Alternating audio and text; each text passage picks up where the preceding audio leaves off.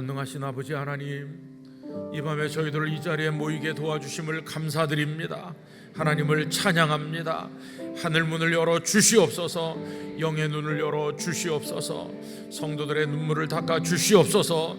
네 소원대로 될지어다 허락하여 주시옵소서. 치유하여 주시옵시고, 새롭게 하여 주시옵시고, 회개케 하여 주시옵시고, 강건케 하여 주시옵시고, 주님 앞에 바로 서게 하여 주시옵소서. 이 밤에 어둠의 영을 꺾어주시기를 원하오며, 마가의 다락방 같은 성령의 충만함이 있는 귀한 밤이 되게 하여 주시옵소서. 저희의 기도를 인도하여 주시옵소서. 저희의 심령에 하나님의 기쁨이 충만한 귀한 역사를 허락하여 주시옵소서. 한 사람 한 사람을 축복합니다. 앞자리부터 뒷자리까지 2층에 또 영상으로 기도하는 성도들에게까지 하나님의 은혜의 손을 얹어 주시옵소서.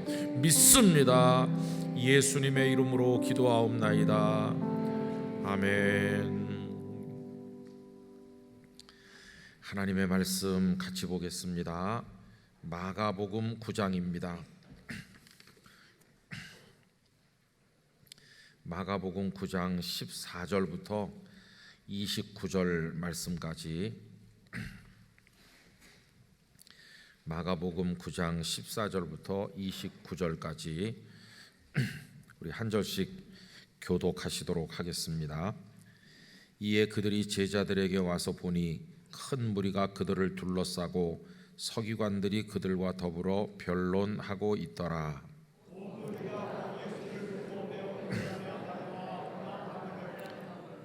예수께서 물으시되 너희가 무엇을 그들과 변론하느냐?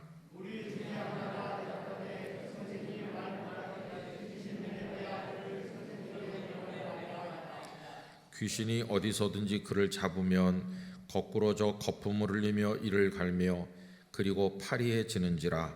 내가 선생님의 제자들에게 내쫓아 달라 하였으나 그들이 능히 하지 못하더이다.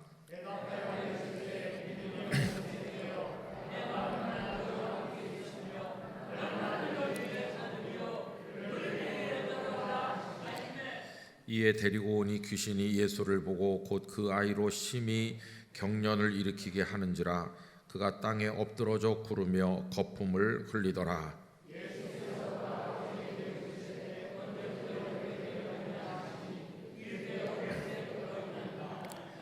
귀신이 그를 죽이려고 불과 물에 자주 던졌나이다. 그러나 무엇을 하실 수 있거든 우리를 불쌍히 여기사 도와주옵소서.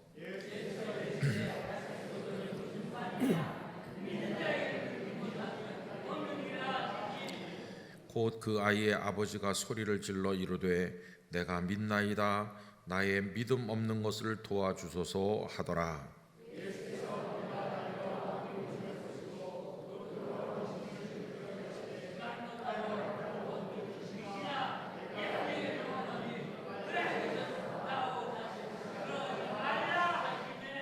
귀신이 소리 지르며 아이로 심히 경련을 일으키게 하고 나가니 그 아이가 죽은 것 같이 되어 많은 사람이 말하기를 죽었다 하나.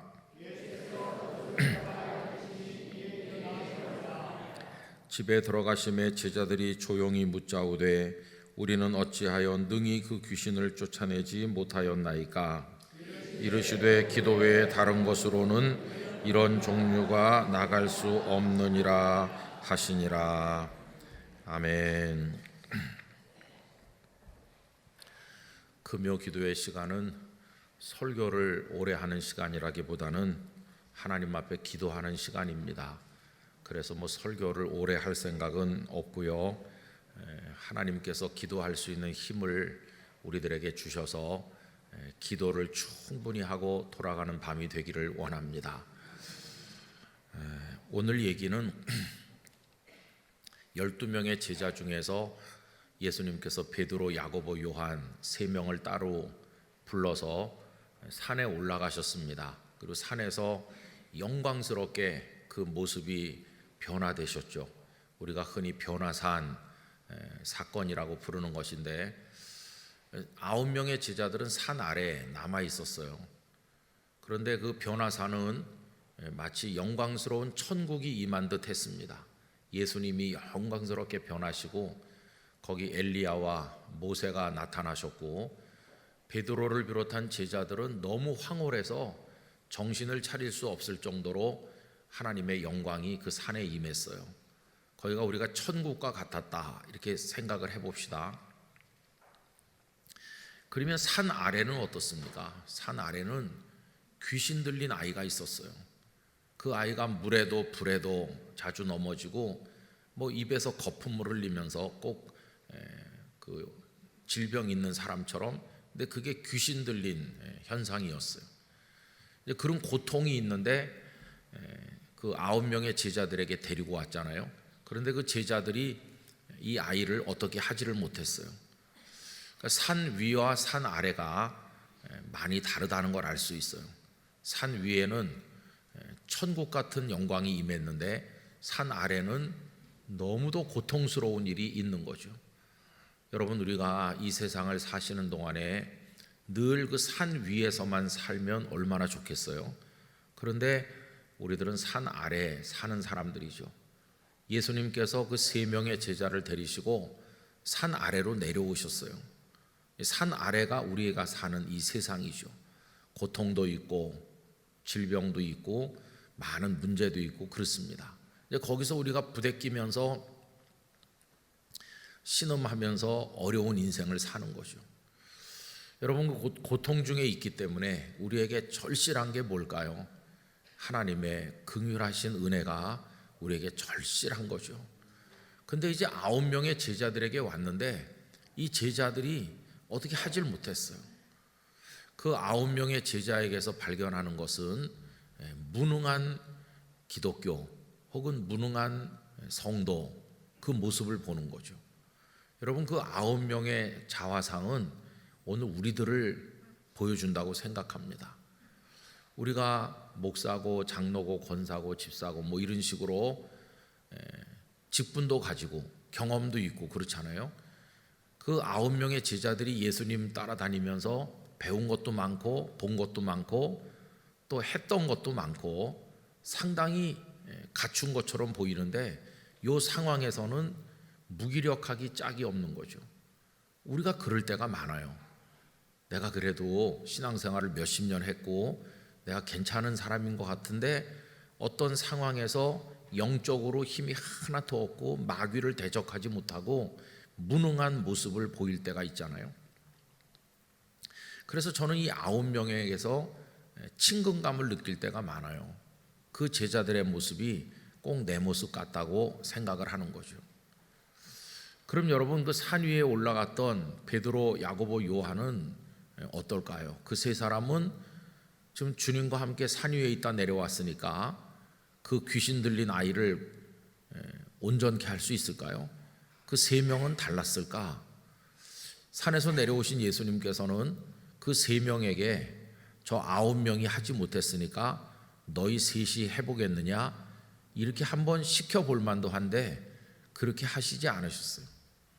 저는 왜 그 3명에게 시키지 않으셨을까 이런 생각을 해보는데 제 혼자 생각에 맞는지는 잘 모르겠지만 그 3명도 9명과 다를 바가 없기 때문에 시키지 않으셨을 것이다, 그런 생각을 저 혼자 해봤어요.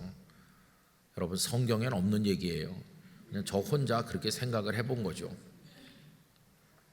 근데 오늘날도 보시면은요 9명 같은 상황에 있는 사람이 있습니다. 어떤 문제에 지금 정면으로 부딪혀 갖고 고통받고 있는, 그리고 당황하고 있는 그 9명 같은 사람들이 있어요. 그런데 또 3명 같은 사람도 있어요. 이 3명은 아직 그런 문제에 봉착하지 않았어요. 아직 귀신 들린 아이가 찾아오지도 않았고 아직 그런 거에 고통 받아본 적이 없어요. 그래서 이 3사람은 착각하기가 쉬워요. 저 9명은 무능해서 못하는 거다. 저 아이가 우리에게 왔으면 우리는 해냈을 거야. 이렇게 생각하면서 교만해질 수도 있고 착각을 하고 있을 수도 있는 거죠. 그런데 제 생각이 맞는 거라면 예수님께서 왜 그 3명에게 해보라고 하지 않았을까? 예수님께서 이 3명도 저 9명과 다를 바가 없다는 걸 아셨기 때문에 그 3명에게도 시키지 않았을 거라는 제 생각이 맞다면, 그 문제에 봉착하지 않아서 우리는 해낼 수 있었을 텐데 라고 생각하는 게 얼마나 교만한 생각이고 비뚤어진 생각인지 짐작할 수 있지 않습니까? 저는 목회하는 목사님들도 비슷하다고 생각해요. 어떤 목사님이 교회에서 큰 시험이 들고 교회가 어려워가지고 막 애를 먹고 고통받으면 그 옆에 교회 목사님은 교회가 평안하니까 그 고통받는 목사님을 보면서 교만해질 수 있어요. 저 목사님이 목회를 잘 못하나 보다. 그러니까 저렇게 어려운 일을 만나는 거지. 그럼 나는 이렇게 교회가 평안하니까 나는 목회를 잘하나? 이렇게 교만해질 수 있다는 거예요. 그런데 저쪽 교회에서 일어난 그 어려운 사건을 이 평안하다는 교회에서 똑같이 만나게 된다면 그 저쪽 교회 목사님보다 이 평안한 목사님이 훨씬 더 먼저 나가 떨어질지도 몰라요. 그러니까 여러분, 절대로 교만하면 안 돼요. 어떤 문제가 내게 일어나지 않았다고 그래서 그게 내가 강하다는 의미는 아니에요. 나는 지금 건강하고 어떤 사람이 몸이 많이 아프다고 합시다. 그럼 건강한 내가 그 몸이 아픈 성도에게 뭐 별것도 아닌 병을 가지고 이렇게 낙심하세요, 힘내세요 이렇게 말하면서 믿음이 좀 좋으면 이길 텐데 이렇게 내가 속으로 생각하면 그게 교만한 거예요. 일전에 어떤 목사님께서 건강하셨는데 갑자기 암 사기가 됐어요. 근데 그 목사님이 홀쭉해져 가지고 어려운 치료를 받으면서 고생하시다가 이제 어디서 만나게 됐어요. 그랬더니 그 목사님께서 우리 몇 사람에게 이런 얘기를 하더라고요. 내가 건강할 때는 병든 교인을 보면 참 안 됐다고 생각하면서도 조금 답답하게 느꼈다. 아니, 하나님을 의지하고 부르짖고 이겨내야지 왜 저렇게 힘들어하나, 왜 저렇게 유약한가, 이런 생각을 했었는데 그게 얼마나 잘못된 것인지 회개한다. 막상 내가 암 환자가 돼서 치료를 받다 보니까 오히려 그분들이 잘 견디고 있었던 거라는 거를 이제서야 알게 됐다. 그런 얘기를 하면서 긴 세월 동안 성도들에게 죄송한 일이 많았다고 그렇게 말씀하는 걸 제가 들었어요. 그러니까 여러분, 그 3사람 속에 나는 속해 있다. 나는 아무 문제도 없고 나는 얼마든지 잘할 수 있을 거야. 이렇게 생각하면서 영적으로 풀어져 있으면 절대로 안 되는 거예요. 누가 어려운 일을 겪고 영적으로 힘들어하는 걸 보면 나도 저 사람과 다를 바가 없다는 생각을 하면서 하나님 앞에 은혜를 구해야 될 것입니다. 그게 이제 우리 신앙생활하는 기본인 것이죠. 자, 그런데 이제 예수님께서 그 3명에게 뭘 해보라 이렇게 하지 않으시고 당신께서 직접 이제 그 아이를 온전케 하시죠. 근데 2가지 이슈가 등장합니다. 첫 번째 이슈는 그 아이 아버지와의 관계인데, 아이 아버지가 할 수 있으면 이런 식으로 말해요. 그죠? 그랬더니 예수님께서 책망하시듯이 할 수 있거든이 무슨 말이냐? 믿는 자에게는 능치 못할 것이 없다고 말씀하시죠. 그러자 그 아이 아버지가 나에게 믿음을 주세요 이렇게 말하고 붙들잖아요. 그때 하나의 이슈는 믿음이에요. 왜 믿지 않느냐? 믿음의 문제를 가지고 이야기하셨어요. 그리고 그 아이가 이제 온전하게 된 다음에 2번째 이슈가 등장하는데, 제자들과 조용히 있을 때 제자들이 와서 예수님께 물어봤습니다.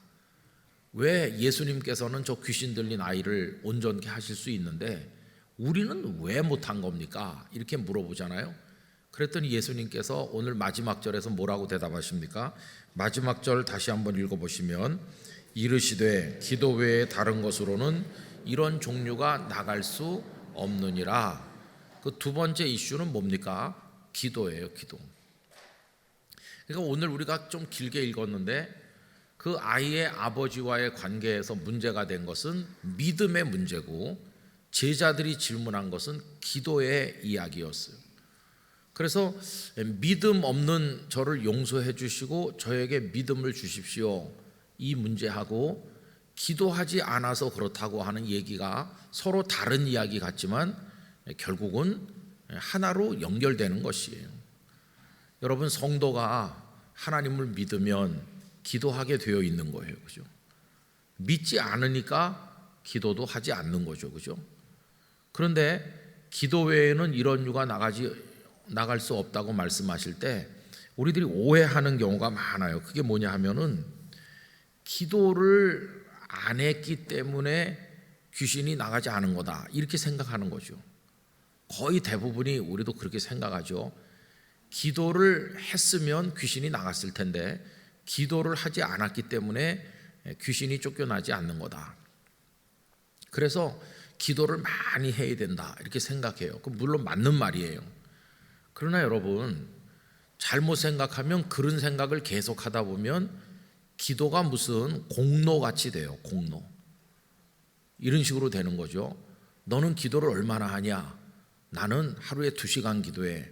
에이, 그거밖에 안 해. 한 5시간은 해야지. 이런 식으로 생각하면 기도가 뭐가 됩니까? 인간의 공로가 되는 거예요. 공로. 누가 더 많이 기도했느냐를 가지고 서로 비교하기 시작하면 이게 참 이상하게 되는 거예요. 제가 이제 어느 교회에서 전도사 노릇하고 있을 때 새파랗게 젊은 전도사인데 목사님께서 저에게 청년들을 좀 돌보라고 하셨어요. 그 청년 담당 이제 전도사로 사역을 했습니다.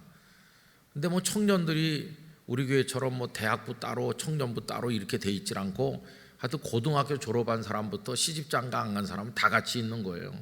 나이 차이가 한 20년 넘게 나죠. 정말 세대 차가 많이 나요. 어떻게 보면 옛날 같으면 아버지라고 할 수 있는 사람, 엄마라고 할 수 있는 사람도 거의 청년부 안에 같이 있는 거예요. 제가 그때 20대 후반이니까 전도사인 제가 20대 후반인데 그 청년부에는 거의 나이가 40 된 사람도 있고, 근데 그런 분들을 제가 이제 인도하고 말씀도 가르치고 그랬어요. 근데 이제 거기 좀 독특한 여자 자매가 청년이 한 분이 있었는데 나이가 저보다 한 10살 이상 많았어요. 그런데 이제 국가 공무원인데 그냥 뭐 이렇게 평범한 공무원이 아니고 좀 위험한 데서 근무하는 공무원이었어요. 그러면서 자기가 어느서 근무하는지 잘 말을 안 하더라고요. 나중에 이제 돌려서 이제 어렴풋이 짐작은 했는데 요즘식으로 말하면 국정원 같은 이제 그런 계통에서 일을 하는, 그것도 또 아주 어려운 업무를 맡아가지고 굉장히 심신이 피곤한, 그러니까 이게 스트레스가 굉장하고 그렇겠죠. 근데 그 청년의 특징은 뭐냐 하면은 금식 기도를 좋아한다는 거예요. 그래가지고 가끔 와갖고 전도사님 저 들어가요 그러는 거예요. 어딜 들어가요? 금식하러요. 근데 가족이 없어요. 가족이 저 먼데 있긴 한데 그때는 가족이 없이 늘 혼자 이제 자취 비슷하게 있었거든요. 근데 이제 들어간다고 그러면 참 걱정인 겁니다. 왜 그러냐 하면 들어갔다가 한 3일 있다 오는 게 아니고 한 20일씩 있다 오거든요. 그럼 이제 저기 오살리 금식기도원에 가기도 하고 또 다른 데 이제 가기도 해요. 근데 처음에는 한 일주일 하고 뭐 열흘 하더니 점점 그게 길어져 가지고 한 20일 하고 오면 그때 이게 우리가 이거 어떻게 감당할 수가 없는 거예요. 교회 봉고차를 주선해 가지고 내려온다는 날 여자 청년들하고 또 남자 청년하고 다 해가지고 그 기도원에 모시러 가야 되는 거예요. 힘이 다 빠졌으니까. 한 20일 금식을 하고 나면은 잘 걷지도 못하잖아요. 그래가지고 우리가 가서 이제 봉고차에 이렇게 해가지고 그 자취방에 오는 거예요. 그 자취방에 이제 와서 이렇게 있으면 그 다음에 먹는 게 문제예요. 오래 금식하고 나면 밥을 바로 먹으면 안 되고 이제 죽도 먹고 보양식도 하고 이렇게 해야 되는데 가족이 없으니까 누가 해줍니까? 저는 장가도 안 간 총각이지 이걸 어떻게 하면 좋겠어요? 그래가지고 청년들을 조를 짜가지고 하여튼 당번을 정해가지고 그 청년을 뒷바라지 하는 거예요. 그래서 뭐 아침은 무슨 죽으로 하고 낮엔 뭘로 한다 이렇게 해가지고 20일 금식하고 오면 우리 청년들이 20일은 최소한 따라다니면서 해줘야 되는 거예요. 근데 그 직장이 좀 특이해서 그런지 그런데 물어봤어요. 아니 이렇게 20일씩 막 30일씩 출근을 안 해도 그거 잘리지 않냐. 그러니까 자기네는 특별한 데라 잘리지 않는다 그래. 근데 이제 이 청년이 그렇게 한번 이제 하고 오면은 우리는 그 청년을 뒷바라지하기 위해서 막 한 달 이상 이제 따라다녀야 되는데, 근데 그게 1년에 한 3번은 하는 거예요. 전도사님 저 가요 그러면 또 겁이 덜컥 나. 언제 올 건데. 그 기간이 점점 길어지는 거예요. 그래서 제가 이렇게 계속해서는 안 되겠다. 그래서 이제 한번 만났어요. 만나가지고 도대체 왜 이렇게 반복하냐고, 꼭 그렇게 해야 될 무슨 이유가 있냐 그랬더니 그 어려서부터 배운 신앙의 스타일이 좀 이제 그런 쪽으로 이렇게 된 것 같아요. 어려서부터. 그래서 그렇게 해야만 내가 하나님과 이렇게 가까워지는 거라는 어떤 강박관념 같은 걸 가지고 있어요. 그래서 내가 이렇게 물어봤어요. 아니 그러면 맨날 들어가서 이렇게 금식하면 하나님과 가깝고 그 산에서 내려오면 죽 끓여 다니는 나는 뭐냐, 전도사는 하나님이랑 안 가까우냐, 그렇게 물으니까 아무 말도 안 하더라고요. 그래서 내가 나중에 나도 들어가면 그때는 어떻게 하려고 그러느냐고 이제 그렇게 물어봤어요. 근데 그 간절한 마음도 알고 또 뭐 가서 기도했겠죠. 그냥 밥만 굶다 온 건 아니고 기도도 하다 왔을 텐데 꼭 이렇게 해야 되나, 이렇게 해야 하나님이 들어주는 건가. 근데 그 청년은 그래야 된다고 생각하는 거예요.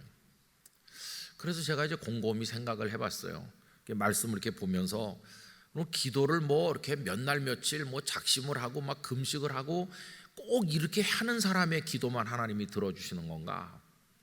여기도 기도 외에는 이런 이유가 나가지 않는다고 할 때 그거를 기도가 뭐 공로가 쌓이듯이 특별하게 남다르게 뭘 굉장하게 그렇게 해야 그 기도가 응답되고 그렇게 안 하는 사람은 하나님 무시하나? 여러분, 결론부터 말씀드리면요, 그게 아니에요. 그게 아니에요. 그 청년이 오히려 기도를 율법적으로 드리면서 억압당하고 있는 거예요. 그렇게 안 하면 나는 하나님 앞에 서지 못하는 거다, 이런 강박관념에 사로잡혀 있어요. 우리는 믿어야 됩니다. 뭘요? 이미 하나님 우리를 사랑하고 계시다는 걸 믿어야 되는 거예요. 여러분, 기도 생활 못하는 거에서 죄책감을 느끼시지는 말아야 돼요. 왜냐하면 어린애가 엄마 아빠 밑에서 클 때 요만한 2살 3살짜리 꼬마가 엄마 아빠에게 뭐 기도합니까? 엄마 아빠에게 뭐 하루에 1시간씩 어머니 아버지 저로 말할 것 같으면 이렇게 합니까? 그런 거 아무것도 안 합니다. 그냥 엄마 아버지 앞에서 놀면 되는 거예요. 엄마 아버지 앞에서 장난감 가지고 놀고 그냥 놀면 알아서 때 되면 다 먹여주고 씻겨주고 옷 입혀주고 데리고 다니고 놀고 다 해주고 예쁘다 예쁘다 해주고 다 해주는 거예요. 지금 우리 집에 이제 아들네 집에도 손자 하나, 딸네 집에도 손자 하나 있는데 걔들이 부모님 앞에서 잠깐 와보시죠 이렇게 하는 거 한 번도 못 봤어요. 그냥 부모님 눈앞에서 놀면 되는 거예요. 사랑받는 아들로. 그러면 부모가 알아서 다 해주는 거예요. 여러분, 최소한 기도에서 스트레스를 받으시지는 않으시길 바랍니다. 그래서 여기 기도하지 않으면 이런 게 안 된다고 하는 거를 율법적인 이해를 하면은 기도 생활이 굉장히 무거운 짐이 되는 거예요. 짐. 여기서 자유를 얻으셔야 돼요. 그럼 오해하시면 우리 목사님이 기도 같은 거 안 해도 된다고 그러더라, 이렇게 이제 들으시면 안 돼요. 이게 무슨 얘기냐 하면은 관계입니다. 관계. 하나님과의 관계를 말하는 거예요. 여러분, 기도를 한다는 거는 하나님과 대화를 하는 건데 관계가 틀어진 사람이 대화가 되나요? 대화가 안 되는 거예요. 그러니까 이거는 뭐 기도를 공로 쌓듯이 금식을 하고 뭐 막 이렇게 해야 된다 그런 뜻이 아니고, 기도 외에는 이런 유가 나갈 수 없다는 것은 하나님과의 관계가 틀어진 사람은 아무리 길을 써도 역사가 일어나지 않는다는 거예요. 하나님과의 관계를 말하는 거죠. 결국 우리의 기도는 행복한 대화가 돼야 되는데 기도가 어려운 무슨 고행하듯이 하는 게 아니라 기도는 행복한 대화입니다. 여러분, 기도를 하나님과의 데이트 즐기듯이 하시기를 바라요.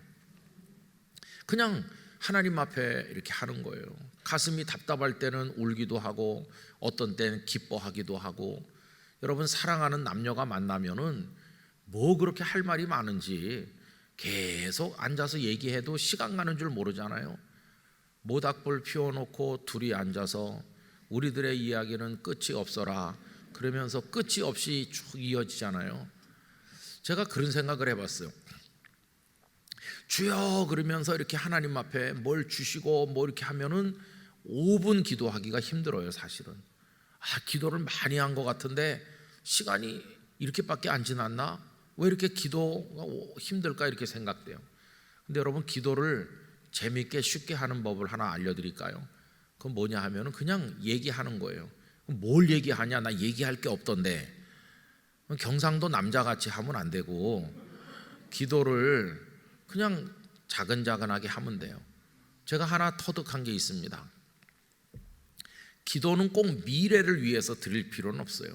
그러니까 하나님 앞으로 내가 뭘 해야 되는데 뭘 주시옵소서 이런 것만 하면은 기도 생활이 안 돼요. 여러분, 기도는 과거의 일이 참 좋은 소재가 돼요. 예를 들면 이런 겁니다. 내가 지난 세월에 참 어려운 일이 있었다. 근데 그때 어떻게 어려웠었나? 그걸 한번 떠올려 보세요. 그때 정말 인생의 위기였고 우리 가정에 큰 어려움이었었지. 근데 어떻게 그걸 넘어왔나 생각을 하면서 그 얘기를 남에게 하듯이 한번 해보세요. 이런 식으로 하는 거죠. 저 같은 경우에는 이제 몸이 많이 아팠던 적도 있으니까 하나님, 그때 제가 참 희망 없이 많이 아팠었습니다. 하나님 알고 계시죠? 그때 저 절망했었는데 아버지가 저를 고쳐주셨죠. 그 기적을 경험했을 때 제가 참 기뻤었는데 몇십 년이 지났지만 그 기쁨을 지금도 잊지 않고 있습니다. 하나님의 은혜입니다. 하나님 감사해요. 여러분, 지나간 일을 두고 하는 얘기는 어떤 기도가 될까요? 감사의 기도가 되고 찬양의 기도가 되는 거예요. 여러분, 누가 와가지고 우리랑 대화할 때 선생님, 제가 10년 전에 참 어려웠을 때 선생님은 기억 못할지 모르지만 그때 선생님이 저에게 도움을 주셨죠. 그 덕에 제가 살아서 오늘까지 있는데 저 그 은혜 잊지 못해요. 정말 감사합니다. 그러면은 듣는 사람이 화가 나겠어요? 좋겠어요? 야, 나는 다 잊어버렸는데 이 사람이 그걸 기억하고 나한테 고맙다고 말하려고 왔구나. 그러면 사랑하는 마음이 생기고 앉아서 얘기를 좀 더 하자고 그러면서 뭐 하고 돌아갈 때 선물이라도 주고 그러고 싶잖아요. 왜냐하면 그가 나에게 그냥 막 악다구니 지기로 온 게 아니고 지나간 세월에 대한 일을 고맙다고 말하려고 왔으니까 이런 얘기를 하면은 내가 몇 시간이라도 들어줄 수 있을 것 같다. 그런데 찾아와가지고 맨날 소리 지르면서 우리한테 뭐도 주시고 뭐도 내놓으라고 그러면은 그 사람 오기를 기다리겠어요? 아니면은 올까봐 겁나겠어요? 그런 거죠. 그러니까 하나님 우리와 다르신 분이시지만은 지나간 세월에 받은 은혜를 모르는 사람에게 얘기하듯이 쭉 얘기하시고 하나님이 저를 살리셨습니다. 감사합니다. 그러면 이게 감사의 기도, 찬양의 기도가 되는 거예요. 우리 한국교회 성도들의 기도 속에 가장 결핍된 것이 뭘 구하는 기도는 많이 하는데 감사의 기도와 찬양의 기도는 참 빈약합니다. 그죠? 근데 그런 기도를 많이 하면 할 말이 많아요. 할 말이. 그동안 받은 은혜가 많으니까. 얼마나 많은 은혜를 받았습니까? 저는 올해 들어서 지난 7월 3일 날 있었던 경부 고속도로의 교통사고 얘기를 자주 생각해요. 그 블랙박스의 그 영상을 노트북에다가 저장을 해가지고 가끔씩 봐요. 차가 휙 돌아가는 거가 보이거든요. 내가 지금 이렇게 오늘도 숨 쉬고 있지만은 그때 하늘나라 갈 수도 있었던 거야. 이렇게 생각해 보면은 하나님 앞에 감사가 나오는 거죠. 아직도 할 일이 있어서 하나님 살려주셨구나. 여러분, 지나간 하루하루가 다 모든 세월이 하나님 앞에 고백할 수 있는 일들이고 감사할 일들이에요. 그래서 하나님께 감사의 기도를 올리고 찬양의 기도를 올리면은 기도할 게 너무 많아가지고 몇 시간이라도 할 수 있어요. 그러면서 이렇게 하면 하나님 내 마음에 기쁨을 주시고, 그러면서 하나님, 그리고 한 가지 또 말씀드릴 거 있는데, 내일 10년 후 5년 후에 우리 자녀들 이런 일도 좀 도와주세요. 그러면 하나님께서 우리를 사랑하시는데 안 도와주시겠어요? 우리 기도를 무시하시겠어요? 절대 그렇지 않아요. 그래서 이 기도는 공로로 이해해가지고 얼마나 몇 시간을 오래 했냐 이런 걸로 따지는 게 아니라 하나님과의 올바른 관계입니다. 관계. 여러분, 잊으시면 안 되는 게 하나 있는데 성경 하나 찾아봅시다. 그 마가복음 앞장으로 가보세요. 6장입니다. 6장 거기 7절 보시겠어요? 6장 7절. 6장 7절 다 같이 읽읍시다. 12 제자를 부르사 둘씩 보내시며 더러운 귀신을 제어하는 권능을 주시고. 여러분, 거기 뭐라고 나오죠? 제자들에게 어떤 권능을 주셨죠? 귀신을 제어하는 권능을 앞으로 주실 겁니까? 이미 주셨습니까? 이미 주셨어요. 귀신을 제어하는 권능을 6장에서 벌써 주셨어요. 그러면 제자들이 그 권능이 있는 겁니까? 없는 겁니까? 이미 그 권능이 있는 거예요. 그런데 왜 여기 9장에서 이 귀신 들린 아이를 온전케 못했을까? 권능을 이미 받았는데 왜 못했을까? 이게 다른 게 아니에요. 우리는 능력이 없어서 못했겠지? 아니요, 6장에서 벌써 할 수 있는 능력을 주셨다니까요. 벌써 주셨는데 왜 여기서 못하고 있는 겁니까? 그러면서 예수님은 왜 기도를 얘기했을까요? 그때 그 기도는 능력을 구하는 기도가 아니라는 걸 알 수 있어요.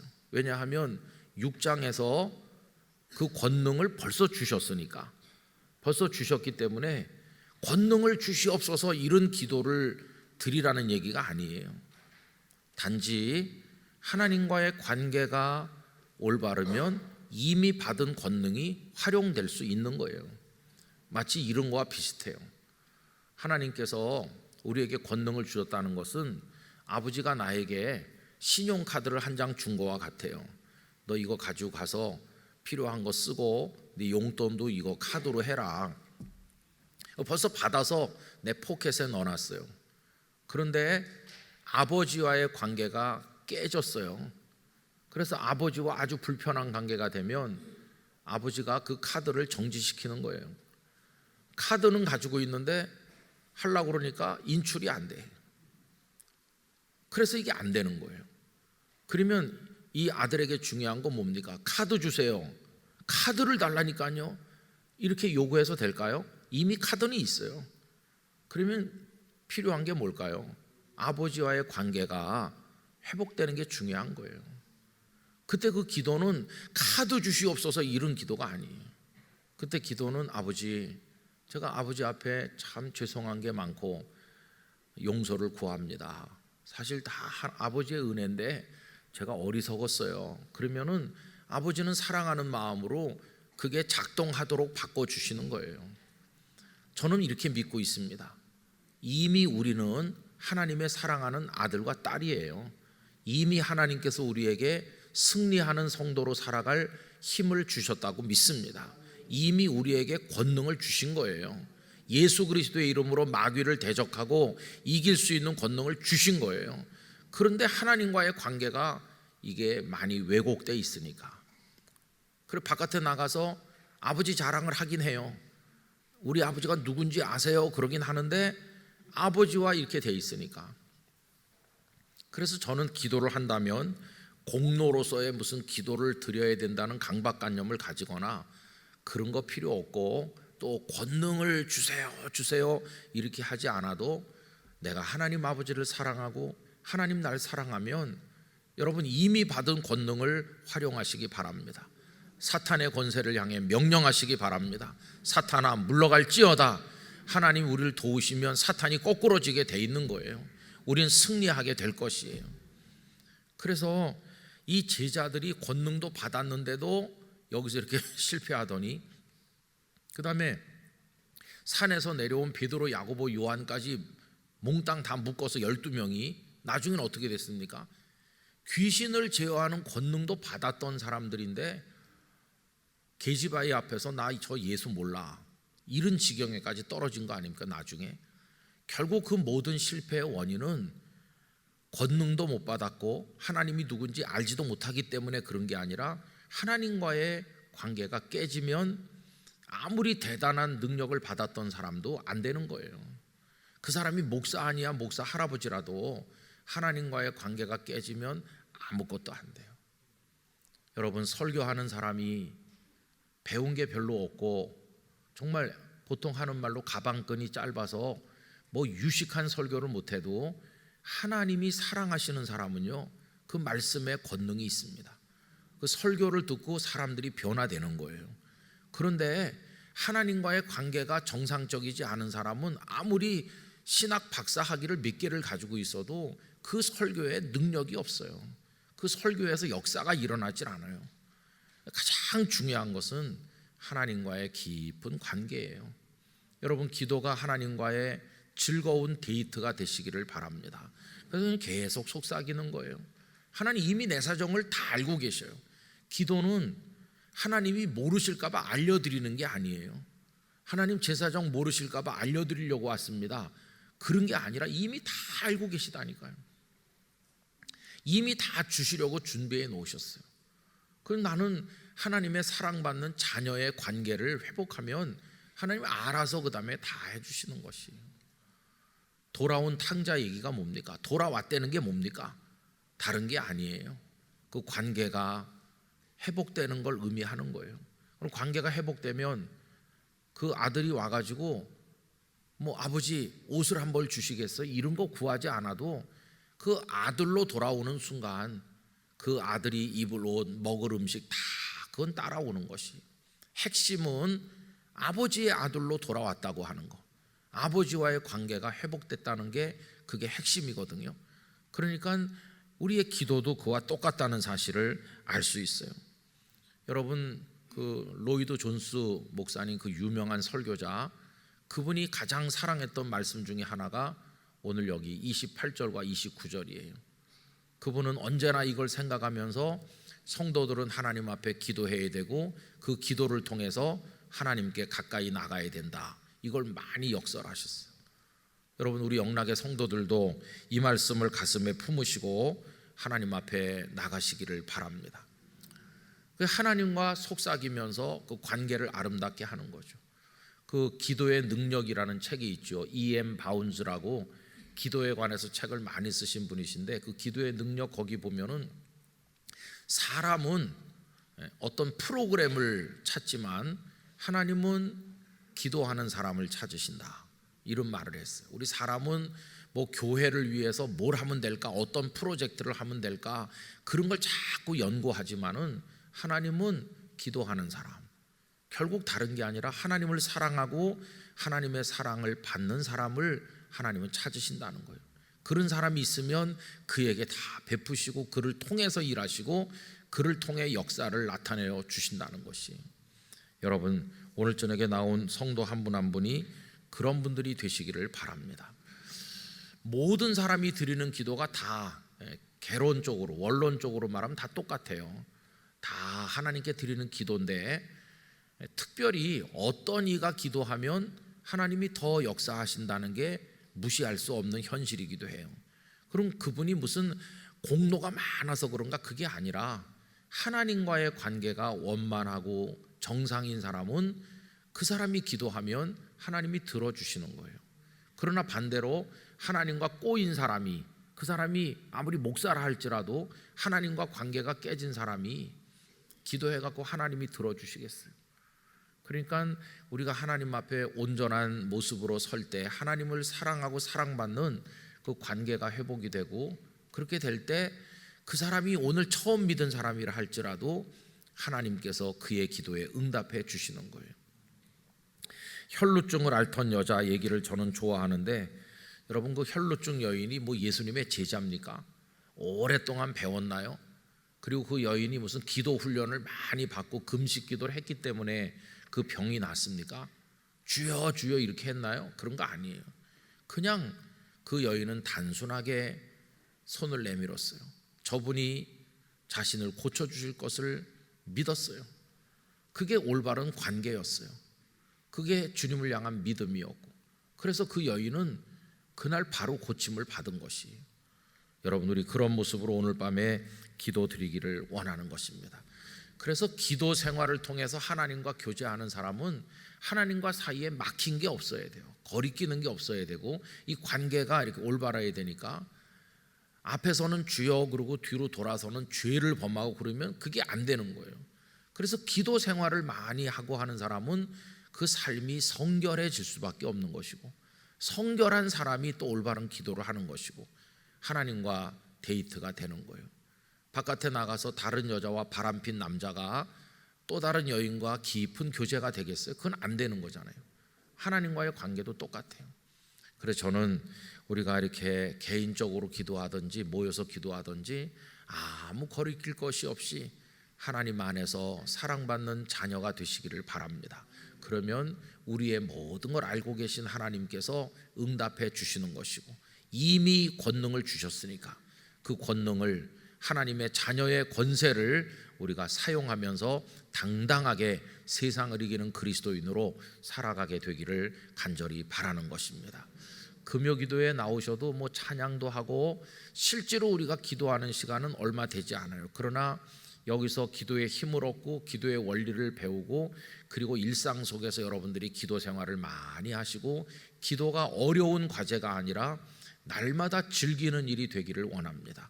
내 기도하는 그 시간, 그때가 가장 즐겁다.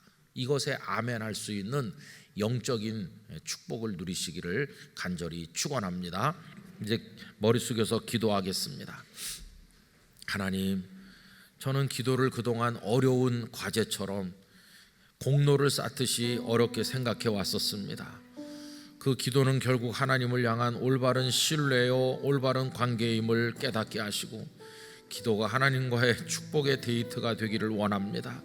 주여, 그렇게 기도하며 평생을 하나님 앞에 살아갈 수 있는 복 있는 사람 되게 하여 주시고, 내가 너의 사정을 알고 너의 눈물을 알고 네 소원을 알고 있으니 내 소원대로 될지어다, 이렇게 말씀하시는 하나님의 은혜를 얻게 되기를 원합니다. 주여, 우리의 기도 생활에 축복을 내려 주시옵소서. 영락교회가 기도하는 교회가 되기를 원합니다. 우리 교회 성도 모두가 하나님 앞에 기도를 통해 바로 서게 되기를 원합니다. 이 밤에도 저희의 기도에 응답하여 주시옵소서. 주여, 이 종이 기도의 사람이 되게 하여 주시옵소서. 그런 마음으로 우리 다 같이 통성으로 기도하도록 하겠습니다.